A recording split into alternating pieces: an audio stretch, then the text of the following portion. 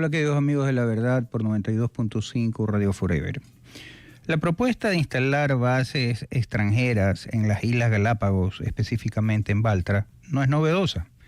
Durante la Segunda Guerra Mundial, Estados Unidos, motivado por la defensa del Canal de Panamá ante amenazas del eje Roma-Berlín-Tokio, Roberto, negoció con Ecuador un acuerdo en 1942 para establecer una base defensiva en la isla Baltra, apodada La Roca, por su terreno árido y rocoso. Tras el ataque de Pearl Harbor en 1941, tropas estadounidenses llegaron rápidamente construyendo en bases 2 pistas de aterrizaje, la más larga de Sudamérica a esa época. 200 edificios y una infraestructura que albergó 2.400 militares, incluyendo escuadrones de bombardeo y artillería costera. La base impulsó el reabastecimiento naval y aéreo, pero generó baja moral entre las tropas por el aislamiento, limitando las estancias a 6 meses. Su impacto en las islas fue profundo, la población creció de 810 a 3.200 habitantes, aumentando la demanda de recursos, agricultura y agua, lo que facilitó la migración y la introducción de especies invasoras. Cerradas en 1946, sus restos se utilizaron en asentamientos locales, dejando un legado de infraestructura como el actual aeropuerto, un recordatorio de alianzas estratégicas en tiempos de crisis. Hoy, ante el narcoterrorismo, el presidente Daniel Noboa evoca este precedente para justificar bases extranjeras no militares en un referendo a llevarse a cabo este 16 de noviembre, enfatizando su rol defensivo similar al de 1942, pero en esta ocasión contra el narcotráfico. Para tratar este tema, contamos como invitado con el general de policía en servicio pasivo, Fausto Salinas, a quien le damos la bienvenida. Soy Modesto Gerardo Apolo, bienvenidos a nuestra segunda temporada de La Verdad. Las expresiones vertidas en este espacio son de exclusiva responsabilidad de quien o quienes se dirigen a usted. Ahora, la verdad, el invitado de hoy, Forever.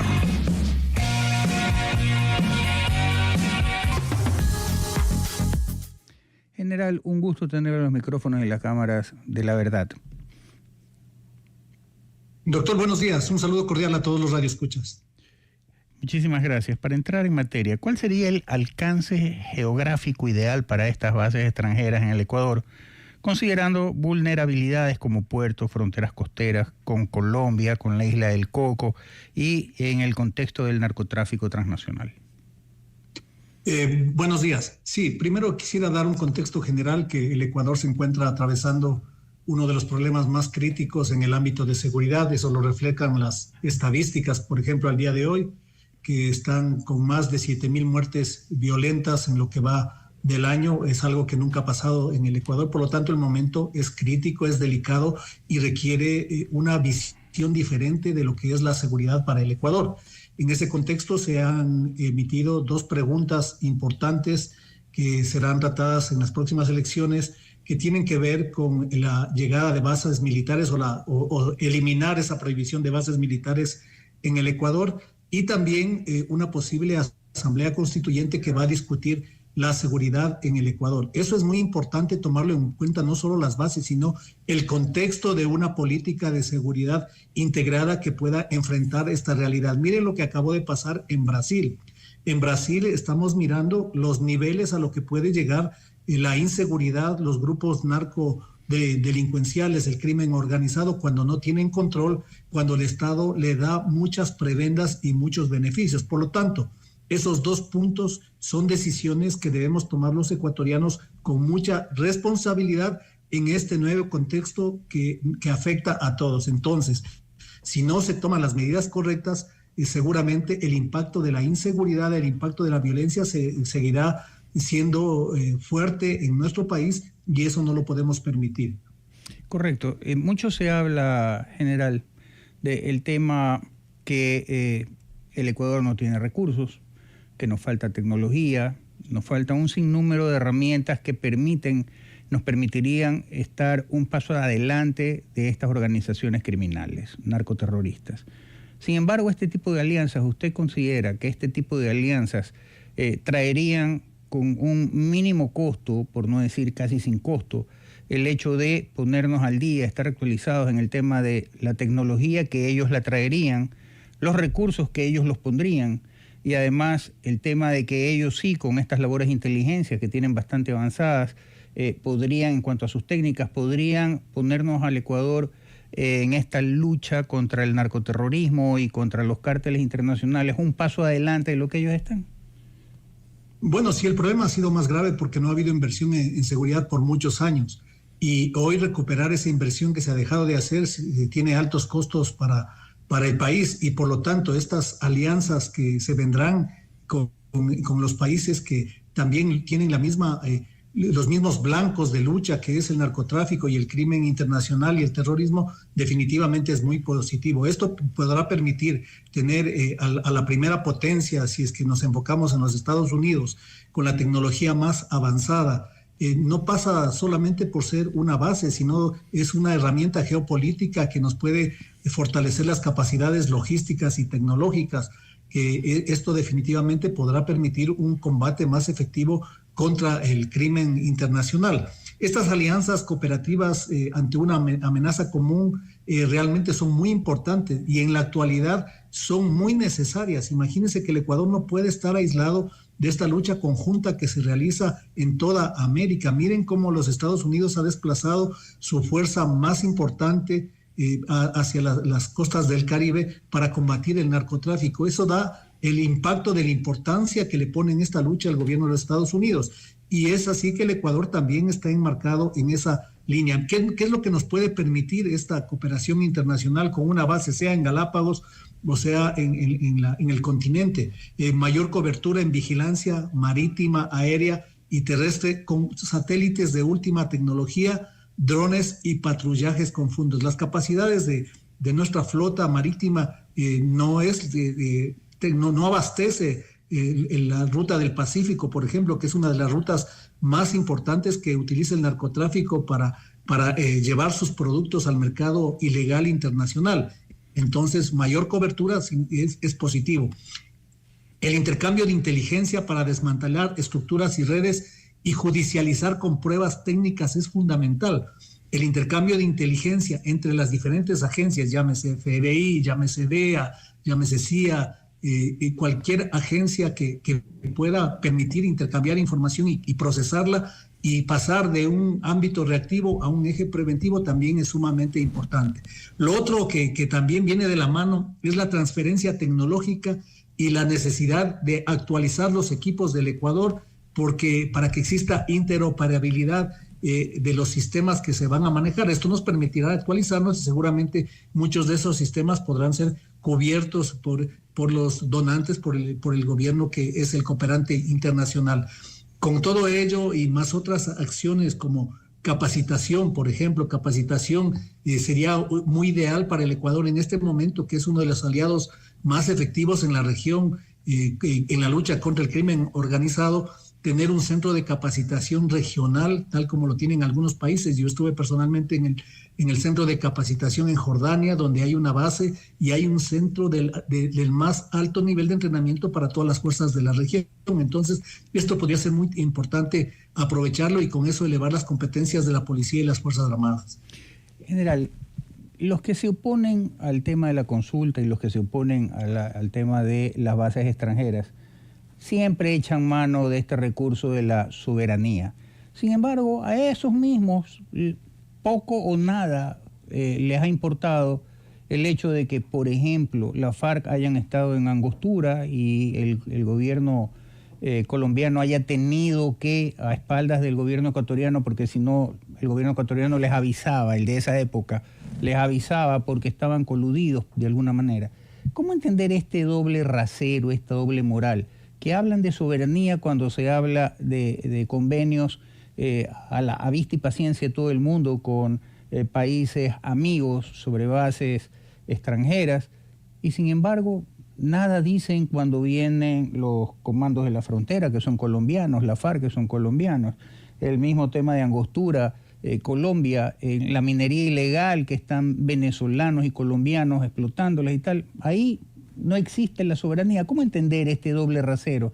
Por favor, su respuesta luego del corte comercial. General, antes del corte decíamos la soberanía, que es a lo que echan siempre en mano los opositores, a los que no quieren que nada cambie y todo esto. Sin embargo, no hablan de la soberanía cuando el territorio ecuatoriano está invadido por la FARC. Vimos el tema de Angostura, vimos el tema de los comandos de la frontera, hemos visto el tema de Oliver Civisterra también actuando dentro del territorio ecuatoriano, la minería ilegal también con estas organizaciones tanto de venezolanos y colombianos. ¿Cómo entender este doble rasero, esta doble moral? Bueno, ratificar que hoy es un momento diferente, dejando ya todo lo que haya sucedido en el pasado y mirando el momento actual. Las ideologías deben dejarse por las necesidades del país. Eso es lo primero que hay que entender. Y lo segundo es que el propósito final de tener una base aquí en el Ecuador o una cooperación internacional más efectiva con presencia de entidades como la Guardia Costera Americana, el FBI, el DEA, el HCI, el INL, definitivamente va a impactar porque el propósito es el mismo. ¿Cuáles son los propósitos que están en esta línea de cooperación? Primero, luchar contra la corrupción. ¿Nos interesa al país? Por supuesto, luchar contra la corrupción. Combatir el crimen organizado, fundamental. Enfrentar a estos grupos terroristas que tienen impacto transnacional, es la misma línea que tiene el Ecuador. Judicializar a las personas que violan la ley y que encontrar las herramientas técnicas que permitan a los jueces del Ecuador y de otros países también tener las evidencias suficientes para procesar a los delincuentes, también es el mismo propósito. También, inclusive en algunos casos, tenemos el apoyo en la lucha para proteger el medio ambiente, como por ejemplo el patrullaje que en algún momento permitió evitar que algunas embarcaciones, sobre todo asiáticas, ingresen y exploten nuestros recursos naturales. Entonces, si el propósito es loable, si el propósito es necesario, en este momento no entiendo por qué puede haber oposición. Y lo otro es que se maneje todas las reglas muy claras, con mucha transparencia, que se entienda que es un acuerdo entre cooperantes, entre aliados, y en ese marco es muy positivo para los dos países. General Fausto Salinas, ¿cómo hacerle entender a la ciudadanía de que no se trata básicamente de bases extranjeras militares? No es que van a venir con tanques, aviones, van a pelear el día de mañana con cualquier otro fulano, no.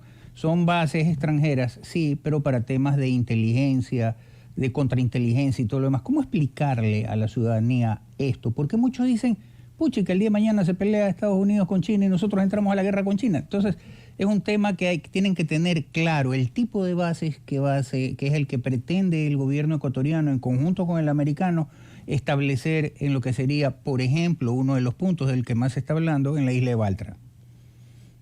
Sí, eso hay que entenderlo con mucha claridad, que el propósito que se tiene es precisamente lucha contra el crimen organizado y es el mismo propósito del Ecuador. Entonces, no es que, como lo dice usted, no van a venir y de aquí van a realizar operaciones militares contra otros países. Lo que van a hacer es buscar toda la inteligencia en el país de las operaciones que afectan a su territorio y con eso establecer luchas conjuntas.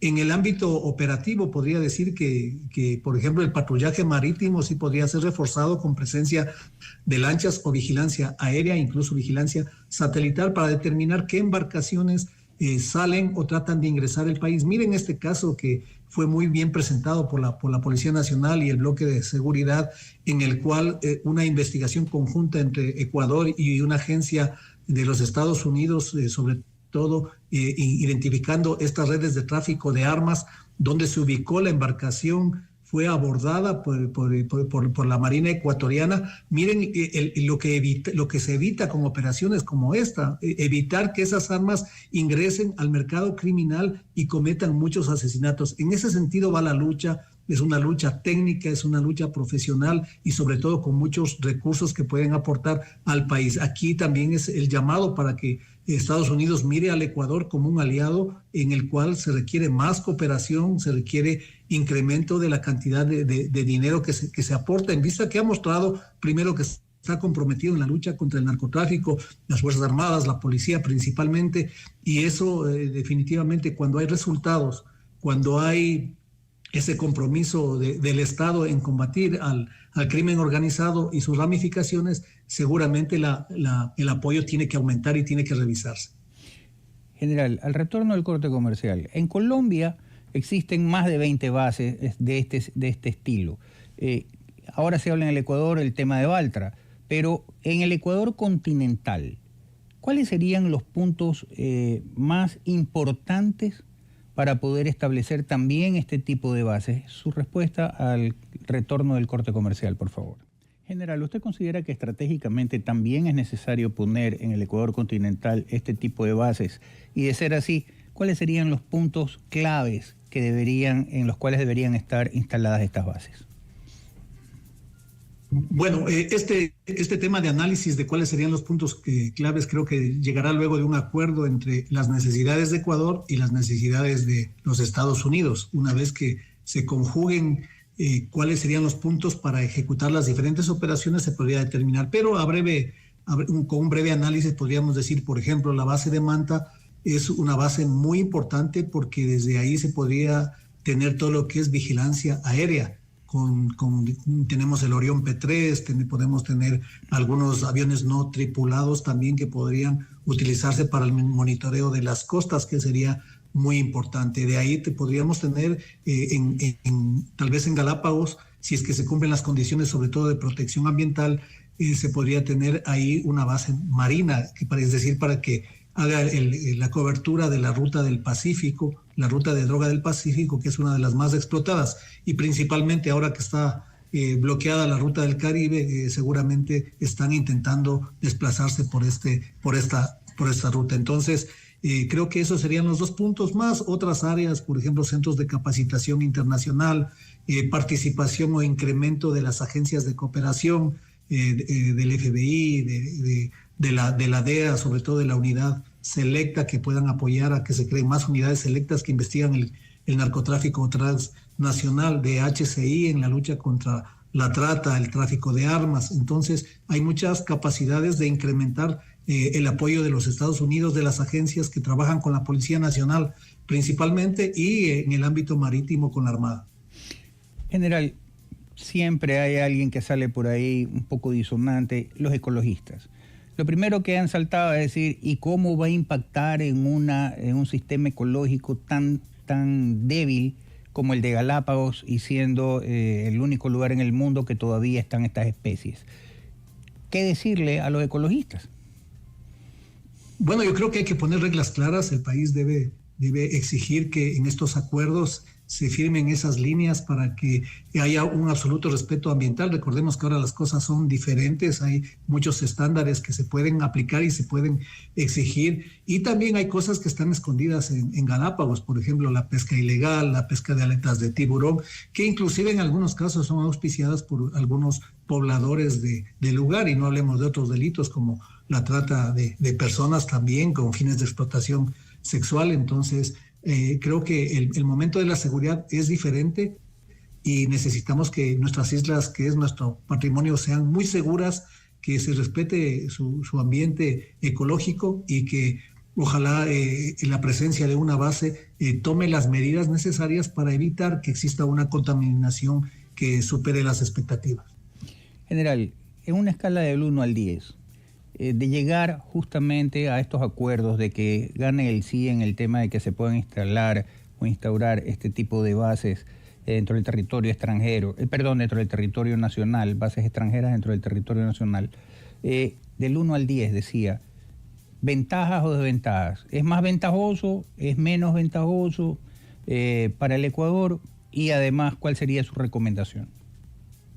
Bueno, yo creo que es ventajoso para el Ecuador en este momento crítico. En este momento necesitamos todo el apoyo y cooperación internacional porque la amenaza que se está enfrentando es muy grande, tiene muchos recursos, mucha logística y muchas conexiones internacionales. Entonces, enfrentarla solo desde el Ecuador es bastante complicado.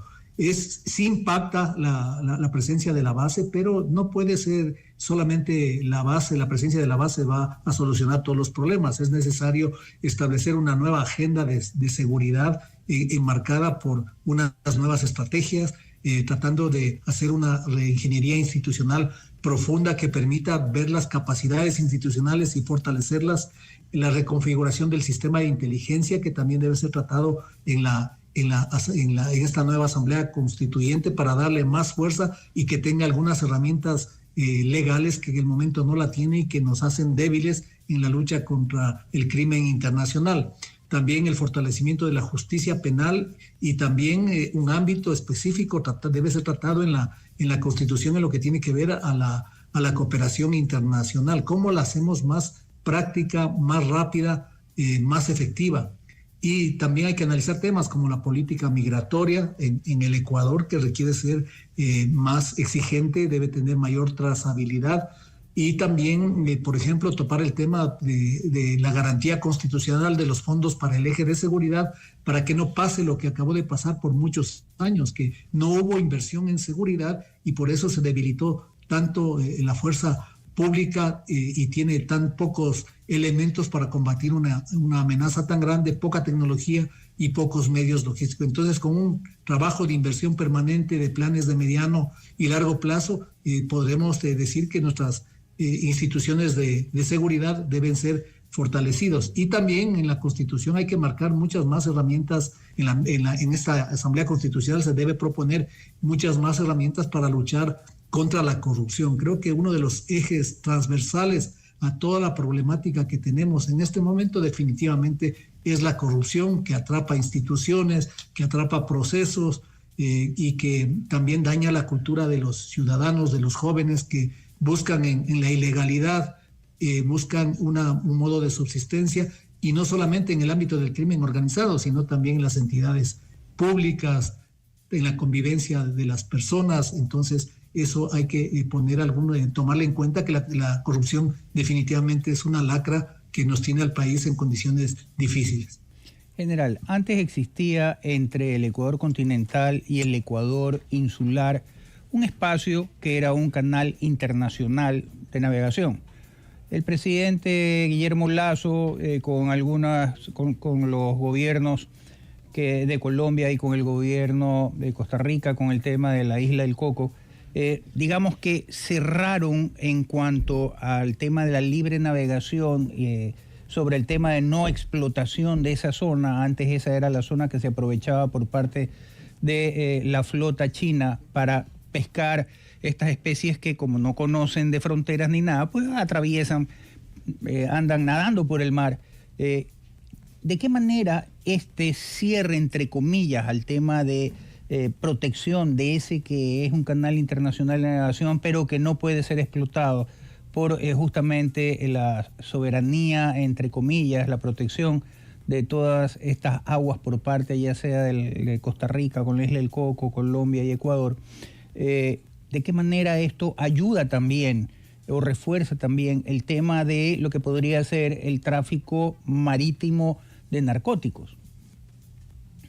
Bueno, ese acuerdo que lo firmó el presidente Lasso, creo que es uno de los temas más importantes para el país, de protección ambiental por recursos para el Ecuador.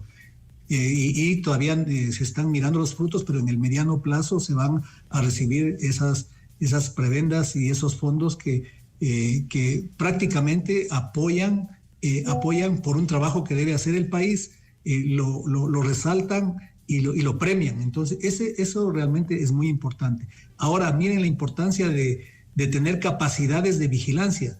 Esa área debe ser protegida, debe ser cuidada. Con los medios tecnológicos que tenemos actualmente es muy costoso hacer esa vigilancia, es muy costoso realizar patrullajes físicos en el lugar, o la cobertura es muy limitada. Con cooperación, en cambio, se puede usar, digamos, una vigilancia satelital o una vigilancia de aviones no tripulados en esa área, si es que el convenio también define que esa también es una prioridad para la alianza que se está presentando, que sería muy importante. Entonces, creo que hay que buscar las oportunidades, hay que buscar los espacios en los cuales va a ser más beneficioso para el país este acuerdo, y creo que con responsabilidad, con seriedad, atendiendo a los intereses propios y del país que va a firmar este convenio, tenemos que buscar un mejor futuro para los ecuatorianos y proteger nuestro entorno natural.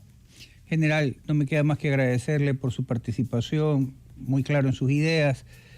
Veamos qué es lo que sucede. Ya el 16 tendremos conocimiento a la medianoche de cuál ha sido el resultado. Esperemos que gane la opción del tema de las preguntas planteadas por el presidente de la República, porque más allá de lo que queramos es lo que necesitamos.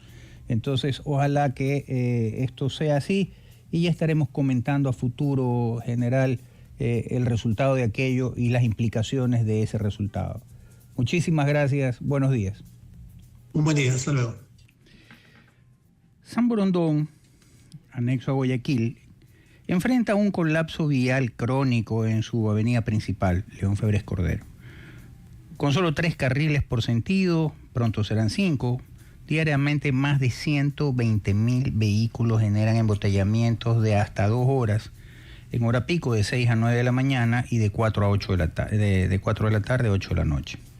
Agravados por 208 urbanizaciones, 5 centros comerciales, 16 plazas, 11 instituciones educativas y una población superior a 100.000 habitantes. Los puntos críticos son el ingreso a Ciudad Celeste, kilómetro 9, el puente de Sauces, kilómetro 3.5, y la intersección de 1.5 con la avenida Los Arcos, aquí cerquita nomás a unos cuantos pasos. El boom inmobiliario suma más de 30 solicitudes de permisos desde el 2024, 12 en el 2025, 4 son residenciales, 7 comerciales, 2 industriales. Con un 30 a 37% de territorio pendiente de urbanizar, proyectando 2.6 millones de vehículos adicionales, la Comisión de Tránsito Ecuatoriana despliega 50 agentes en puntos estratégicos, pero el crecimiento desborda la infraestructura. Entonces, ¿cómo desatar este nudo vial sin viaductos ribereños viables por ríos Daule y Babahoyo? Para tratar este tema contamos como invitado con la participación del ingeniero Pablo Vaquerizo Sánchez, a quien le damos la bienvenida. Bienvenido, Pablo, qué gusto tenerte en los micrófonos y en las cámaras de Forever Radio. Muchas gracias por la invitación, aquí estamos siempre para ayudar. Gracias. Pablo, a tu criterio, ¿cuáles son las principales limitaciones hidrográficas de los ríos Daule y Babahoyo para implementar viaductos o puentes elevados en San Borondón, considerando también el estado de estancamiento que tienen este par de ríos, ¿no? A ver, pasos elevados, dices. Claro, en Vigo, España, que es una ciudad que tiene una ría, la ría Baja de Vigo, que es justamente la que desemboca en el Atlántico, o el Atlántico entra a la parte continental, es muy parecido al río Guayas, muy parecido al río Guayas, pero Vigo geográficamente es muy parecido a Quito. Una mezcla espectacular. Ellos tenían este problema, por un lado montaña, por otro lado la ría. Pueblo pequeño, ciudad pequeña, no tenían para dónde correr. Y entonces hicieron un viaducto al lado, en la ribera de la ría Baja de Vigo, en la cual vendría a ser una especie de lo que fue el Malecón 2000, o de lo que es el Malecón 2000, pero para vehículos, vía rápida, que va del punto A al punto B, sin intersecciones para conectarse. Sí, una vía express. Exactamente, una vía express. ¿Tú crees que eso es viable aquí en San Borondón? Técnicamente todo es viable en cualquier parte del mundo. Aquí el problema es, digamos, legal. Es decir, todas las personas que han comprado sus casas hacia la ría van a tener pues algunos problemas legales. Recuerda, tú eres abogado, recuerda que todo el lecho de los ríos lo maneja la Armada. Claro. Entonces yo no sabría... Pero tienes el permiso de uso de playa y bahía, que te lo dan. El problema es... Pero la playa y bahía es para... Claro, a ver, es que depende. Si tienes la aprobación del uso de playa y bahía por parte de la Armada, ahora es la DIRNEA, la Dirección de Espacios Acuáticos, resulta que si ellos te dicen, sí, está bien, lo haces, pero ¿qué pasa con el que compró el terreno recontrapagando porque estaba al pie de la ría, quería ver esta maravilla de la isla Mocolí al frente o lo que sea, o ver... Bueno, el municipio lo que podría hacer es expropiar, que sería una solución un poco drástica, radical, pero puedes estar expropiando todos los lotes que dan a la orilla. Y ahí te evitarías inclusive hacer todo lo que me está diciendo el Malecón 2000, poner pilotes, poner pues un pocotón de estructuras que a la hora de la hora tomará demasiado tiempo, lo cual la vía no tiene tiempo, y costará muy parecido a expropiar todas esas vías. Ahí el problema es que también tuviéramos... Pero, sí. A buscar casa. Pero también tuvimos que expropiar para calles comunales, para poder entrar hacia la vía express, porque necesitas tener del punto A al punto B y por lo menos unas dos en el intermedio. Correcto. Lo que yo he escuchado mucho y lo que se ha hablado bastante en lo personal, estoy de acuerdo, pero podría ser un romanticismo, es justamente transporte fluvial. Pero pues yo le veo muchos problemas al transporte fluvial.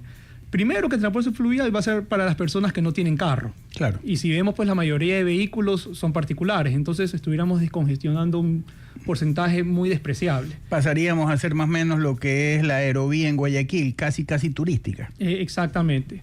Segundo, para las personas pues que a ver, si fuera rápido ya tuviéramos ciertas personas andando en botes. Recuerda pues que San Borondón al principio de la ciudad sí tenían botes, pero tenemos el problema de los bajos y tenemos el problema de los sedimentos. No hablo de los sedimentos, digamos, superficiales, sino que tenemos muchos troncos, muchos lesubines que van dañando todos los botes. Entonces, yo lo que siempre he molestado y escuchaba a mi abuelo decir eran justamente los pasos a desnivel, vehiculares. Y yo molestaba mucho y decía, porque uno de los grandes problemas era el registro de vista. Después yo molestaba y decía, hagamos las vueltas en U, tipo paso desnivel, y seguíamos con el problema de la vista. Solo para que entiendan para un tema de conocimiento de nuestra audiencia, tu abuelo con tu tío abuelo fueron desarrolladores de lo que es la Alborada y todos esos sectores, por cierto. Sí. Correcto. Bueno, entonces, conversando con ellos, yo molestaba y decía, hagamos tipo túnel por abajo. O sea, si ya el problema es la vista, las ciudadelas podrían ponerse pues a demandar todo lo demás, hagamos viaductos subterráneos. Uh-huh. Ahí el gran problema que tuviéramos es, digamos, las redes sanitarias, pero que están a un costado, pero vendría a ser el problema es el costo. Porque tenemos pues un coeficiente de humedad bastante alto justamente en San Borondón, se me fue la palabra técnica, pero tenemos, o sea, excavando un metro y medio, vamos a encontrar el nivel freático. Tenemos un nivel freático alto, que es manejable, o sea, este mismo edificio no estamos ahorita, se tuvo que excavar y se controló el nivel freático, pero es una solución bonita, elegante, inclusive vendrían a decir los nuevos técnicos ecológica, porque no daña pues un poco la hermosura de este paisaje. Esa es una solución y podemos hacer las vueltas en U por arriba. Pero ya te adelantaste, dijiste que la vía está un 70%. Yo pensaría que mucho más, lastimosamente, esto es algo que debió haberse terminado hace tiempo. Tuvo el problema del asfaltado, que no hubo asfalto en todo el país. Ya se está retomando. Pero uno de los problemas, y dice el estudio que esto reduciría un 30-40% los tiempos, tomando en cuenta que en 10 kilómetros en horas pico puede tomarte de 1 a 2 horas. Entonces 30% no lo veo tan justificable. Claro. Pero lastimosamente tiene que hacer. Algo es algo. Lastimosamente lo que yo veo es que vamos a tener que hacer las soluciones de Estados Unidos de un tipo carpool. O sea, ya con 5 carriles me encantaría ver un carril en donde te obligan a tener 3 personas o más, no 2, sino 3 personas o más. Y de hecho eso habría también en los Estados Unidos. Antes había el tema de la obligación de que solo en el carril pegado al muro iban 5 personas en un vehículo. Pero ahora, si quieres ir tú solo, pagas más y se acabó la historia también ahora. Bueno, pero ellos son demasiados pilas, algo habrán hecho. Pero nuestro problema es que no podemos ir pegado al muro porque tenemos las vueltas en U. Claro. No podemos ir pegados hacia las ciudadelas porque tenemos las entradas de la ciudadela. Yo molestaba hacer un tranvía en el parterre, pero tenemos las vueltas en U. Entonces ahí es donde yo molestaba y decía, o hacemos viaductos subterráneos que den vuelta en U, o hacemos viaductos subterráneos que sigan pues la vía. La otra opción realmente es ahorita utilizar la inteligencia artificial. O sea, yo no concibo en San Borondón teniendo más de 75 cámaras, no las podemos conectar justamente a los semáforos para que ellos pues determinen y muevan. O sea, hoy por hoy, desde que tengo memoria, siempre están los policías poniendo los conitos. Pero están chateando. Sí, no, pero los conitos ayudan. Pero lo que quiero decir es, 1000 veces mejor tener ya las cámaras conectadas. Porque a veces lo que sucedía antes es que ponían una cámara inteligente al inicio de San Borondón, pero la siguiente no. Entonces tú tenías el verde y no podías avanzar porque tenías el tráfico del siguiente semáforo. Entonces, poniendo realmente una inteligencia artificial conectada en toda la vía que se dé cuenta los momentos de picos del tráfico de los colegios, de las salidas, no sé, pues de un accidente de tránsito, puede hacer rodar. Y aunque parezca contraproducente en los 5 carriles, yo sí buscaría hacer unos carriles en ciertas partes exclusivos, justamente en los semáforos, como lo tiene en Río Centro, que los primeros 2 carriles puedes avanzar. Algo por el estilo. Esas son soluciones, digamos, un poco baratas y rápidas. Claro. Luego del retorno del corte comercial, Pablo, nos acompaña Luchana Moncayo, quien te va a hacer un par de preguntas. Pablo, como te comentaba, tenemos la compañía de Luchana Moncayo.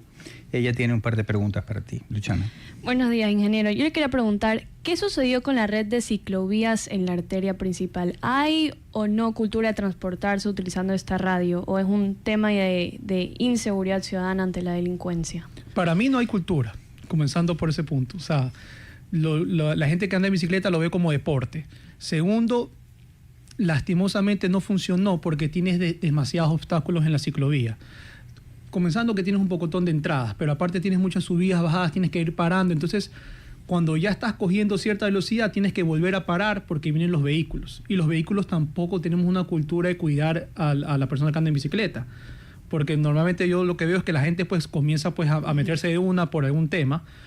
Y muy aparte de todos estos obstáculos, también es verdad que están el carril de visitantes, en donde el ciclista tiene que parar, bajarse de la bicicleta pues, y pasar, digamos, esos carros que están estacionados. El municipio ha tenido la idea de los domingos hacer la ciclovía y tú ves la cantidad de personas que salen, pero están utilizando un carril. No tienen obstáculos, no tienen nada, o sea, sí es manejable. Yo sí he intentado utilizar la ciclovía esos días domingos y la verdad es que no se puede, o sea, no es aconsejable.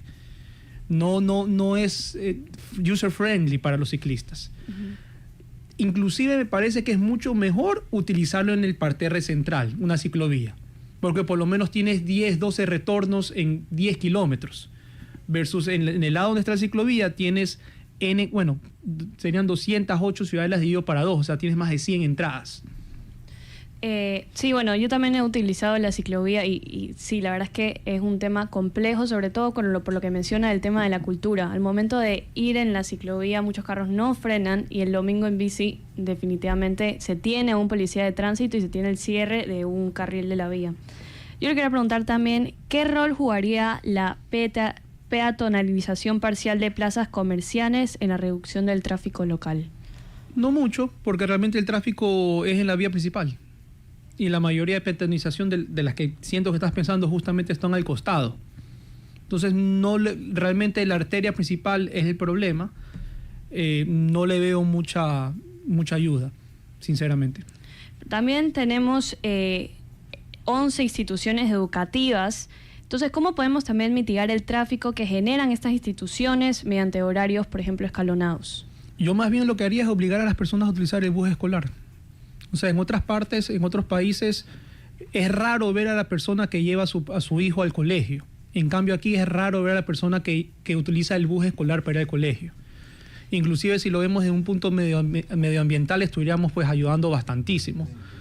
Pero si tú vas a cualquier colegio, tú vas a ver la cantidad de vehículos. Yo creo que el 70% de los padres son los que llevan a los hijos. ¿Y qué se pudiera hacer a lo mejor para que la gente empiece a ver cómo...? O sea, se pueden hacer muchas cosas, pero no creo que sean tan legales. Lo que tienes que hacer es incentivar a los padres a utilizar el bus. Tal vez pues el colegio dar un subsidio, si el colegio lo quiere, porque tampoco se puede obligar a las instituciones. Si el colegio quiere dar un subsidio al transporte escolar, buscando, aunque el colegio también se beneficia, porque también veo que el problema de los colegios terminan poniendo, creo que hasta a veces 20 profesores a dirigir el tráfico afuera y adentro del colegio. Es la única forma que yo lo veo.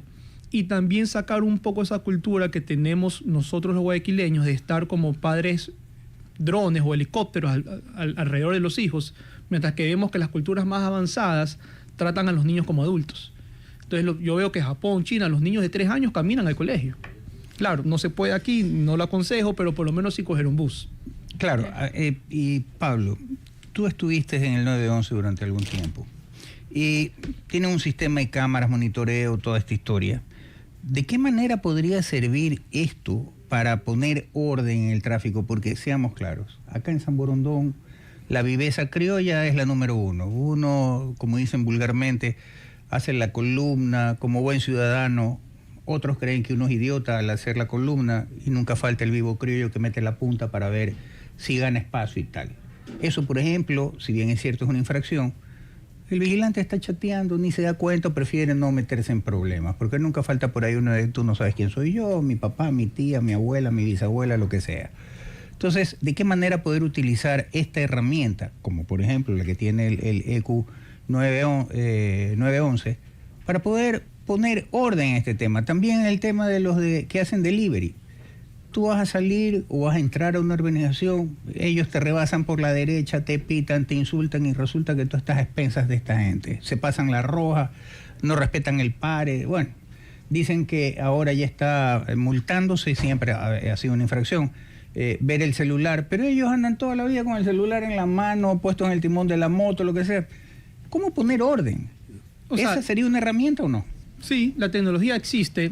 De hecho, en el EQ 911 veíamos infracciones todos los días. El problema es que no teníamos el marco legal para poder sancionar, porque el EQ 911 no es un ente sancionador. Si bien es cierto, teníamos la CTE estaba ahí haciendo otro tipo de oficios. Y legalmente no podían. La ATM de Guayaquil, mediante las cámaras de la ATM, porque sé que diferenciar que Segura EP tiene ciertas cámaras y la ATM tiene otra, las cámaras de la ATM sí pueden sancionar. Y sé que estuvieron sancionando y sé que hace poco hubo un tema legal en donde han parado de sancionar. Pero yo utilizaría las cámaras también de la ATBS. La ATBS de hecho tiene más cámaras en San Borondón que el mismo EQ 911 y ellos sí tienen, digamos, inteligencia artificial para disparadores según los rangos que tú les pongas, y ellos sí pueden observar. Por ejemplo, ellos hoy por hoy utilizan las cámaras detectan cuando hay un choque. Ellos lo que hacen es notifican a la gente de tránsito e envían. Ya no hay que esperar una llamada. Lastimosamente ellos aún no tienen la competencia de multar, y cuando tengan la competencia de multar me parece que el marco legal no les va a aún permitir multar. Pero si tú utilizas las cámaras de la ATBS para multar, yo creo sinceramente que podemos estar reduciendo muchas molestias en un porcentaje muy significativo para la poca o nula inversión que hay que hacer, porque la inversión ya está hecha. Pablo, al retorno del corte comercial, ¿cabría la posibilidad de implementar una especie de metrovía aquí en San Borondón para que sea mucho más expedito el tema de la circulación? Porque la ventaja de la metrovía es que moviliza una gran cantidad de personas a una velocidad determinada. Por ejemplo, en Guayaquil no puede circular supuestamente a más de 30 kilómetros, 35 kilómetros por hora, la metrovía puede hacerlo a 50. ¿Esa sería una solución, sí o no, al retorno del corte comercial? Pablo, antes del corte te decía, ¿es viable llevar adelante un servicio como el de Metrovía aquí en San Borondón para aliviar un poco el tema de la carga vehicular? Sí es viable si lo hacemos de una forma, digamos, macro. Por ejemplo, alguien pensaría hacer una metrovía en un carril existente. Yo ahí no lo veo viable porque estamos sacrificando un carril. Yo ahí me volvería al parterre central. Yo haría en el parterre central, me parece que sí podemos hacer un tranvía un poquito angosto, y lo único que hacemos es que en los 10 retornos, que me parece, ponemos, digamos, un tipo, como tienen los trenes... Como el de Cuenca, el tranvía de Cuenca. ¿Tiene para cerrar el carril? No, pero igual pasa, claro. Tienes la vía, pasa el tranvía. Lo que yo haría es, volviendo, o sea, sí, el tranvía de Cuenca está bien, el tamaño, todo lo perfecto, tal vez uno o dos vagones, pero lo que quiero decir es que antes de las viradas, que ya tenga pues un timing en donde cuando se acerca el tren, se baje una pluma, haga que los carros no viren y pase rápido, y suba la pluma, para que los carros pues no tengan que estar atentos al tranvía. Ahí podríamos hacer las paradas sin ningún problema, y podríamos justamente en los mismos semáforos ver. Pero yo sí lo haría que no pare en cada retorno, sino que se salte uno, se salte dos retornos. Donde están las vías, ¿cómo se llama? Donde están los puentes peatonales, en resumidas cuentas. Sí, no es mala idea. Porque son más o menos bastante distanciados. Ahora, lastimosamente, como ya lo dije, el tráfico que genera San Borondón son carros particulares, más no los buses. Entonces, nuevamente, es un proyecto un poco caro para reducir en qué porcentaje el tráfico. Sí, pero a ver, peor es el atasco. Si vienes tú de Ciudad Celeste, o sea, yo vivo en el kilómetro 4 y a veces cuando está trabado el tráfico, aquí me demoro media hora, 45 minutos y este es el 1.5. A ver, y ahí entramos a lo que sigue estando un poco en boga, la ciudad de los 5 o 10 minutos. O sea, para mí ya me parece fantástico el nuevo master plan que existe en el nuevo San Borondón. Me parece que tiene algunas vías alternas. Me parece que inclusive la idea de que ya no seamos una ciudad satélite, que ya lo dejamos hacer hace bastante tiempo, ya podemos tener hospitales, oficinas, porque la mayoría de tráfico, y lo sigo viendo todos los días, y sabes dónde yo vivo, es que es de la gente saliendo en la mañana hacia el centro. Y entre más oficinas, más fábricas, que también recién ahora se están construyendo 2 proyectos para fábricas, vamos a ver menos ese tráfico. Correcto. Luciana tiene una pregunta para ti. Ingeniero, ¿y qué estrategias de zonificación urbana prevendría la concentración de 208 urbanizaciones en una sola vía? Bueno, en verdad la estrategia es de sentido común. Lastimosamente San Borondón al principio pues creció desorganizadamente. Nadie pensó ese boom inmobiliario que hubo en el 90 y pico, a finales del 90, nadie lo previó. Pero gracias a Dios ahorita ya existe un master plan en el nuevo San Borondón donde se está previendo justamente eso, que es lo que acabo de mencionar. Existen algunas vías alternas, existen algunas conexiones, algunos redondeles y ya está zonificado. Y eso es algo muy bueno que no sé si la ciudadanía lo sabe. Realmente, digamos, los 5, 6, 7 grupos inmobiliarios que están en San Borondón se reunieron, hicieron un estudio, un master plan, se lo dieron a la alcaldía y la alcaldía lo está ejecutando. También fue en conjunto con la alcaldía que se pusieron de acuerdo. Entonces, se unió el sector privado, que es realmente el desarrollador de, de las ciudades, con la alcaldía, que debería ser el ente regulador, se pusieron de acuerdo y lo están ejecutando en el nuevo San Borondón. Lastimosamente, la vía principal ya está hecha.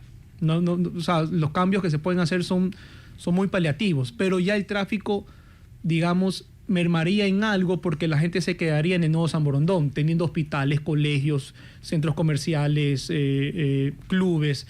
Ya no tendría por qué irse a Guayaquil y bajaría bastante el flujo. Pablo, ¿tú crees que una de las soluciones, por ejemplo, en otras partes del mundo en que tienen más o menos el mismo problema, aquí tenemos en la avenida León Febres Cordero tenemos San Borondón y tenemos Daule. Luego el Puente Pascuales tenemos otra vez Guayaquil. Y resulta que hay mucha gente que vive más cerca del puente de Daule, más cerca del nuevo puente que va a conectar con la Narcisa de Jesús y tal, que se pega todo el recorrido hasta el puente del río Guayas. Y entonces, en otras ciudades del mundo, cuando hay estas situaciones, ponen un peaje. Es decir, ok, si tienes la alternativa de coger el puente de Pascuales o el puente que va a la Narcisa de Jesús, si estás en la zona de Daule, pasas a San Borondón, paga. Y sigues en la vía de San Borondón y viceversa. ¿Para qué? Porque de esta manera te obligan más o menos a, voy la vía barata que no me cuesta, cojo el puente de Pascuales y cojo el puente que va a la Narcisa de Jesús si es que voy a Guayaquil. Entonces, ¿tú no crees que esa también sería una salida? Porque tú ves que mucha gente, muchísima gente, se viene, se pega el recorrido desde La Joya hasta el puente del río Guayas para llegar a Guayaquil y viceversa. En la tarde la circulación vehicular es al revés. Vienen a sus casas. Entonces, ¿tú crees que esta podría ser una alternativa rápida? ¿Qué tan efectiva sería? No sé. Tú eres el desarrollador. Sí, es una alternativa, se puede, es factible. Lo que pasa es que políticamente no veo a un alcalde haciendo eso. O sea, y lastimosamente, de lo que tengo entendido, no sé si mencionarlo, pero el que está aspirando a alcalde de Guayaquil ya está haciendo una mancomunidad, porque como ya lo dijiste, el problema del tráfico en San Borondón es de la mancomunidad que es Daule, Durán, Guayaquil y San Borondón. Gran Guayaquil. El Gran Guayaquil. Entonces, sé que hay un candidato a alcalde que está comenzando a hacer un estudio ya mancomunado para ponerse de acuerdo todos los alcaldes y ver una solución, porque efectivamente, para mí somos el Gran Guayaquil. Tenemos gente que vive en Durán, que trabaja en Guayaquil, o gente que vive en Milagro, que viene todos los días, estudia acá en Guayaquil, en la UES. Yo tuve de alumnas, por lo menos un 10% eran de gente que vivía en Milagro, otros en Babahoyo y se pegaban el brinco. Entonces hay un problema, digamos, con el transporte público que tiene que cambiar 5 o 6 buses y pagan bastante. O sea, ya hacer una metrovía de la mancomunidad. Eso, créeme, ayudaría bastante. La otra es justamente, como ya se lo hizo, son estos nuevos puentes que se han hecho, que se cobraron no fue un peaje, pero pues fue un impuesto que le cobraron a todas las personas que viven en San Borondón y en Guayaquil para hacer los puentes. Entonces, la alternativa que estás diciendo es válida, más que un peaje, pensando ya en la inteligencia artificial y buscando a la nueva tecnología, podría ser como un tipo SoundPass en Estados Unidos, en donde simplemente las cámaras detectan la placa del carro, saben que ese carro vive en tal ciudad tantas veces, se le puede, pues, digamos, tal vez la palabra sería multar, y él buscaría utilizar esas otras vías, porque sí, hay bastante desconocimiento o hay bastante tema de inseguridad que prefieren venir por una vía porque la sienten o creen que es más segura que la otra. Sí hay bastante eso. Correcto. Pablo, estamos ya sobre el tiempo. Sobre el tema de tú que estuviste en el 911, el Q911, tú que has manifestado que la alcaldía de San Borondón tiene todo un sistema de inteligencia artificial que podría estar articulado de la misma manera que lo ha hecho Segura EP con la alcaldía de Guayaquil, ¿qué recomendación le darías al alcalde de San Borondón para que, teniendo todas estas herramientas, las ensamble y pueda de alguna manera aliviar el tema del tráfico acá en San Borondón?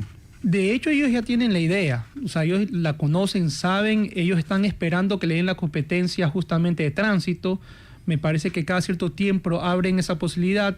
Ellos no me creas muy bien, pero tienen como rangos. La competencia de tránsito la tiene, la que tendrían es la de multar y toda esta historia. Eso iba a decir, sé que es por rangos, ellos creo que están en el rango 2 y ellos aspiran a tener el rango 3, por así decirlo. Una vez que se aplique eso, yo sé que ellos quieren utilizar toda la infraestructura que ya está. Yo creo que ellos la tienen muy clara, saben a dónde tienen que ir. Más bien es, lastimosamente, la burocracia es que no le ha dejado ir al ritmo que ellos quieren y la ciudad lo necesite. Pero sí, a través de las cámaras pueden hacer bastantes maravillas en el momento que ya lo decidan. Pablo, no me queda más que agradecerle a Luciana. Mañana la hemos de tener también aquí en el programa. Ojalá que las soluciones se puedan implementar de manera rápida, porque la verdad es que el tráfico en San Borondón es un desastre. Cuando yo tenía mi oficina en Urdesa, yo me quedaba en Urdesa hasta las 9 de la noche para venir a San Borondón, porque de lo contrario un desastre. Y cuando colaboraba con el León Becerra en el sur, me venía antes de las 4 de la tarde, porque si no también era por lo menos 1 hora de viaje y el tráfico trabado desde la Municipalidad de Guayaquil hasta acá. Terrible. Dios quiera que se implementen todas estas medidas. Muchísimas gracias, Pablo, Luciana. Palabras de despedida. Muchas gracias por la oportunidad de haber estado en el programa hoy. Espero poder volver a compartir con usted este programa o en otros también. Por supuesto, siempre será un gusto. Pablo, un abrazo, saludos por casa y a nuestra audiencia también, que tengan un muy buen día.